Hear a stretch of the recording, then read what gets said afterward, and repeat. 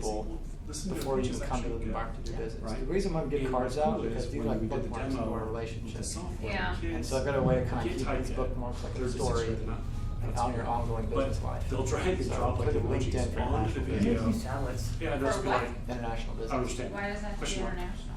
And then the Because entrepreneur's Tesla. like, wow, I got 16 question marks when I We started got talking 65 about it. billion people. We got 65 No one billion knows what they're dollars talking just about. in Central Texas. Interesting. Cool. Travel. Thanks, man. Cool, man. We'll extract a portion of that. and make Thanks so much. I'm gonna have to get home. That's why. Sorry, I gotta go be a dad. Wait, what? I know. I You know. have to be a dad? I have to go be a dad. Yeah, it's awesome. To this kid? To my kid, yes. To my kid, she's waiting for me. No, I just wanted to connect the dots. So if you ever see rep cards like fly across your desk, you can be like, wait, No, I want you to Rewind. pitch to the kids. Yeah, no, I will. I'll Seriously. do that. All right, it's October 23rd. Go to the website. Next October week, 23rd. 23rd. I'm It's a supposed Sunday. to pitch to CTAN and This is better. This should be before CTAN. I know, 'Cause but it's free. CTAN is in October. Okay, well then you can do it afterwards. The kids ask good questions. Hey, good Just to say- know that. Okay. Yeah. All right. Well, it was a pleasure to meet you.